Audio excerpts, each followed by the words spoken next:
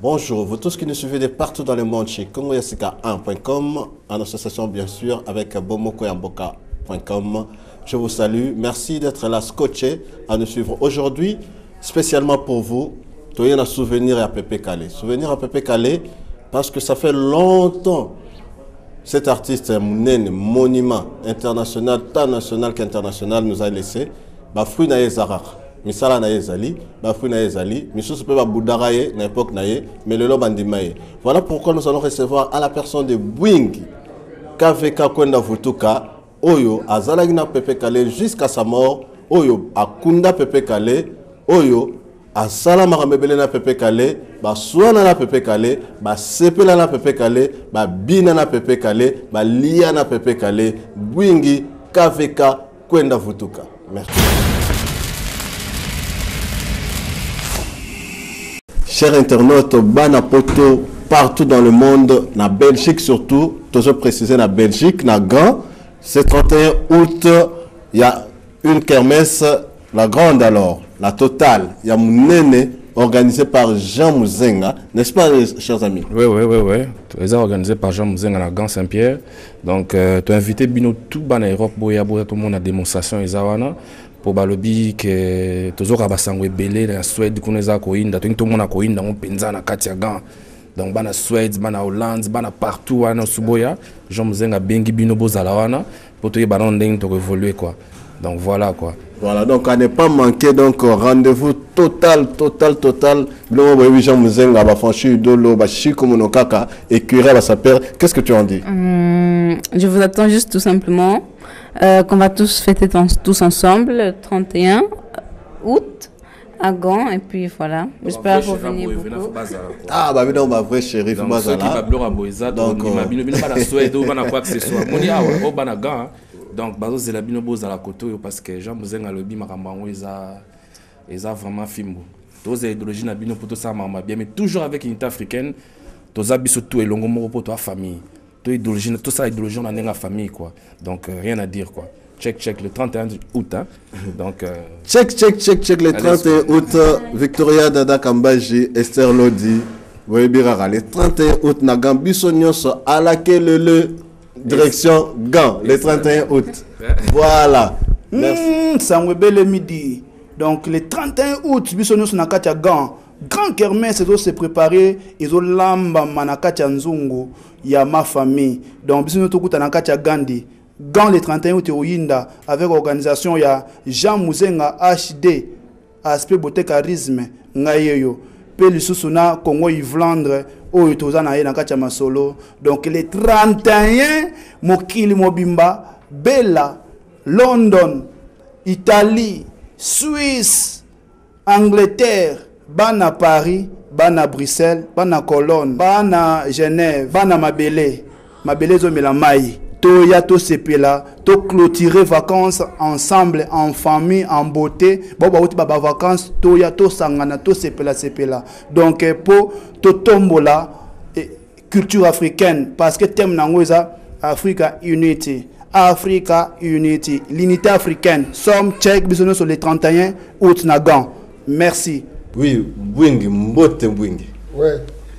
Mais il faut que ça parce que au moins qu'il y a un combo à Kinanga Bwingi, café comme musicien, Kwenda Vutuka Kwenda leader.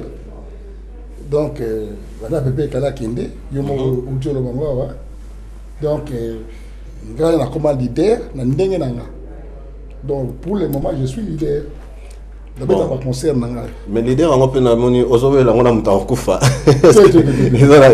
Pépé Kala kufa yozowe la leader. Non. Na muta kufa ba bisinga yango bo wele la bilore bele la Pépé Kala. Dini su bo wele la bat ba ebite bui. Et on a respect. Pépé Kala il faut beaucoup de respect à Pépé Kala. Pépé Kala grâce à Pépé Kala ba to ebinga Bwingi. Grâce à Pépé Kala on a découvert Mboka et Belé. Grâce à Pépé Kala, en tout cas, franchement, donc je suis très reconnaissant à Pépé Kala. Ouais, très reconnaissant à Pépé Kala. Souvenir ni nango oyo le loro partager nango. Ok, c'est la Pepe qualité. Parce que les gens ont perdu de vue Pepe Calé. Ils ont souvenir. Mais perdant quand même. Et là, on a un artiste, Pepe Calé. Là, on est vraiment au rôle. Bon, peut-être tu vas perdre affection. Parce que mon chose a existé, donc absence, mon absence c'est bon, affection et quatre affection. Bon, mon y a un tout, surtout donc c'est comme ça.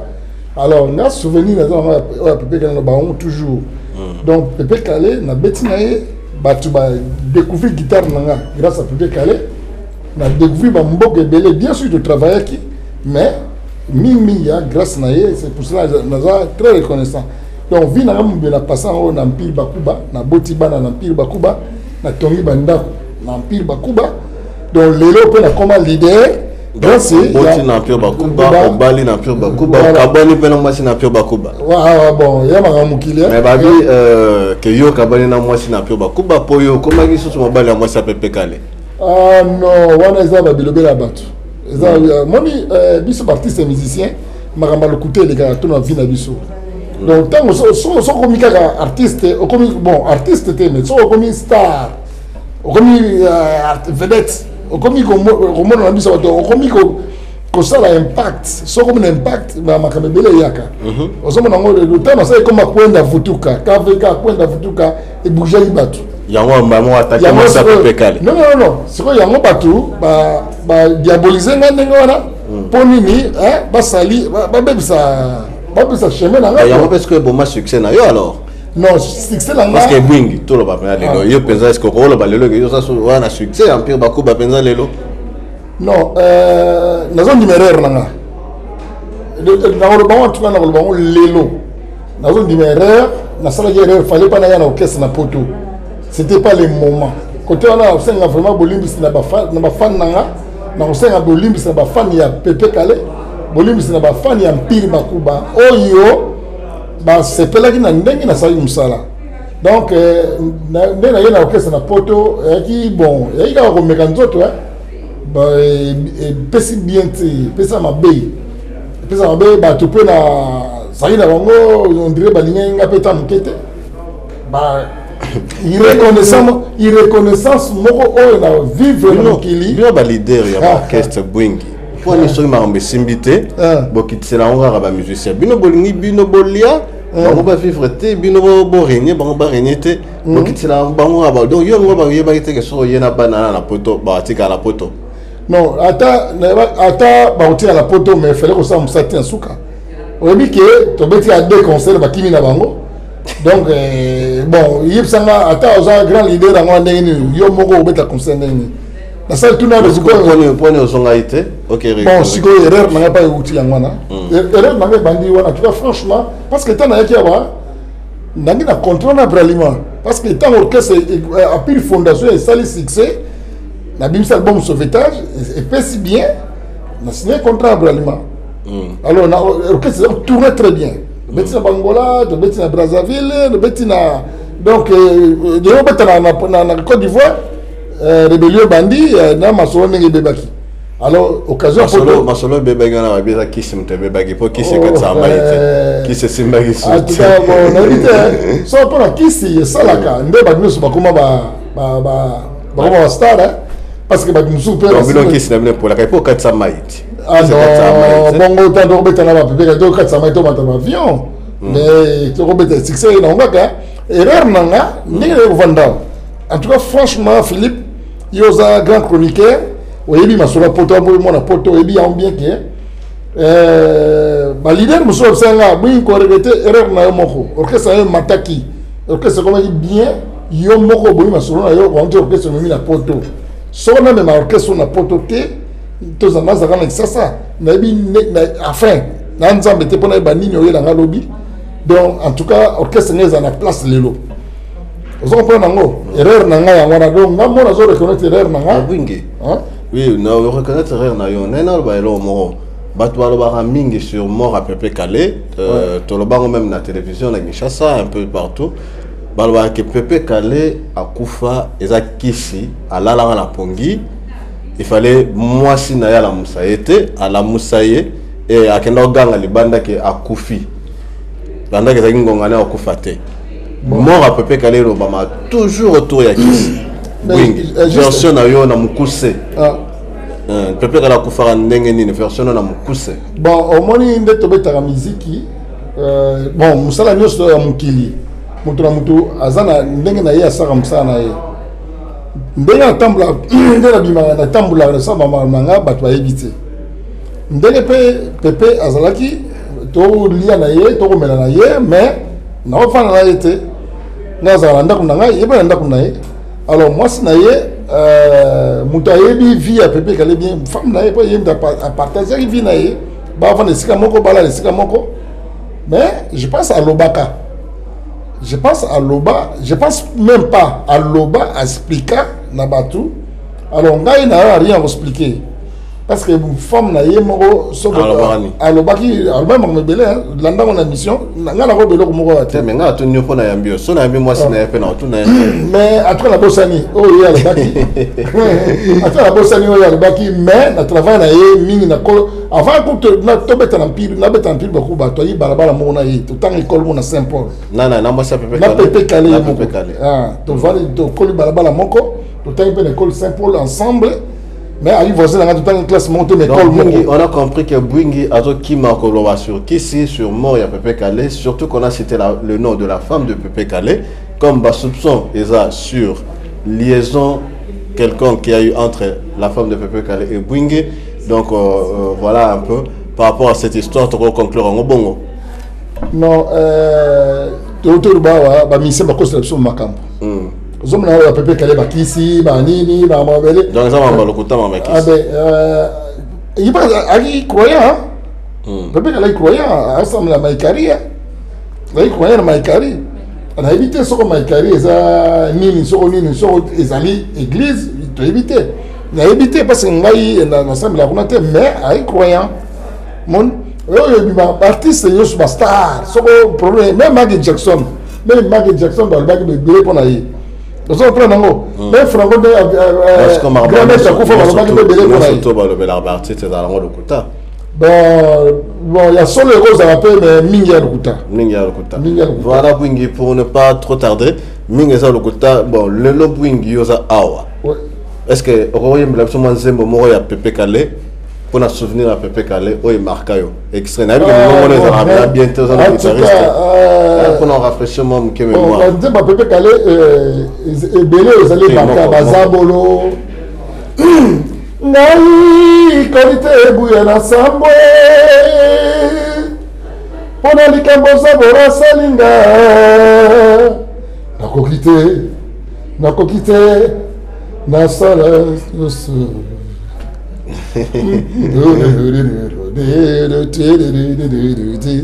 tu vois koyemba toyemba mais voix talaka ba voix vraiment ba noa te ngana noa te atuka bana ko tama simba noa te donc na mela cigarette na tika tika na cigarette na 85 na 4 comme la cigarette voilà.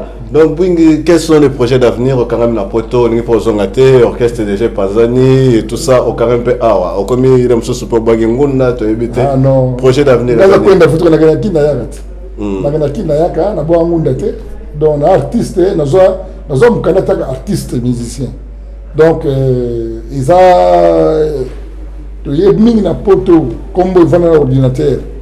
Yo poto on va musique beta sauter yo quand il a poto moi te que ça c'est un peu absurde musique beta na sauter na poto yo artistes musiciens on va na poto pour faire quoi non Philippe na va na poto pour la musique té mais na ya qui pour la musique poto na ya na nga poto tant que musicien en tant que leader na poto tant que artiste musicien leader mais ce qu'on a pour découvrir que il faut na ça la cours moko il est très important pour la carrière maintenant c'est là on montre que donc on a ça qui engagement aussi ça court wana yango na vandia ozo ko nango et puis procédure peut tant on va na mboka batu et mboka mpaya tant on va na mboka mpaya faut il y a une procédure à suivre c'est là la vandi na vandi à 600 mamango là on a kina il y a pas de retard là on a kina on a so musicien ba lemi na ba lemi na non il y a tout ça bilanga ba musicien na mboka Voilà, donc chers amis internautes de congoyasika1.com et vous qui nous suivez de partout dans le monde, aussi chez bomoko.com, bomokoyamboka.com, donc nos associés du moment, je vous dis merci. Voilà, c'était mon invité Kwenda Vutuka Kwenda Kinanga Bwingi de l'Empire Bakuba et fondateur de Fond Empire Fondation que j'ai reçu aujourd'hui dans le plateau. Et maintenant, nous sommes arrivés à la fin. Donc voilà pourquoi j'ai dit merci à toi là qui est derrière la caméra, qui me suit, la victorieuse Victoria Dada Kambaji. Pourquoi pas Esther Lodi, donc il faudra Kokanga Marara toujours. Et je n'oublie pas toute l'équipe de congoyasika1.com, Johnny, Amira, Toubade Logogu, sans oublier l'impératrice, ah petite sœur pauvre, l'impératrice Chibasu, donc l'impératrice Chibasu, Cathy Chibasu plutôt, donc de bomoko.com. Et voilà, je vous dis merci, donc au revoir et à très bientôt.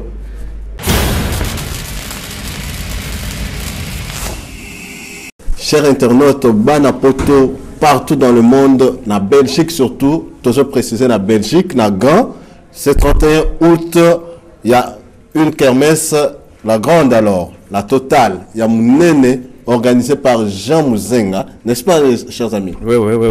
C'est organisé par Jean Mouzenga à Gand Saint-Pierre. Donc, tu as invité Bino tout en Europe, tout le monde a démonstration, pour balobi que toujours abasangwe belé la Suède kuneza koinda tout le monde a koinda on penza na katia Gand. Donc bana Suède, bana Hollande, bana partout wana suboya, Jean Mouzenga bengi bino bozala wana pour te baron ndenge to évoluer quoi. Donc voilà quoi. Voilà, donc à ne pas manquer, donc rendez-vous total. Bilo Jean Mouzenga va franchir dolo ba chiko monokaka et cuira va s'appeler. Qu'est-ce que tu en dis? Je vous attends juste tout simplement qu'on va tous fêter tous ensemble le 31 août à Gand et puis voilà. J'espère revenir beaucoup. Ah bah évidemment ma vraie chérie Bazala. Donc donc bazo zela bino boza la koto parce que Jean Mouzenga lobi makambango eza vraiment fimbo. Tous les idéologies na bino poto ça mama bien mais toujours avec une unité africaine. Tous abiso tout elongo moko poto famille. Tout idéologie tout ça idéologie on a la famille quoi. Donc rien à dire quoi. Check le 31 août hein. Donc check le 31 août Victoria Dada Kambaji, Esther Lodi, Webirara le 31 août na Gambiso nyonso à laquelle le direction Gand, le 31 août. Voilà. Merci. Sangwebele midi. Donc le 31 août, bisonus na katia Gand. Grand kermesse se préparer ils ont lamba manakatia nzungu ya ma famille. Donc bisonus tokuta na katia Gandi. Gand le 31 août Oyinda avec organisation ya Jean Mouzenga HD aspect beauté charisme ngayeyo.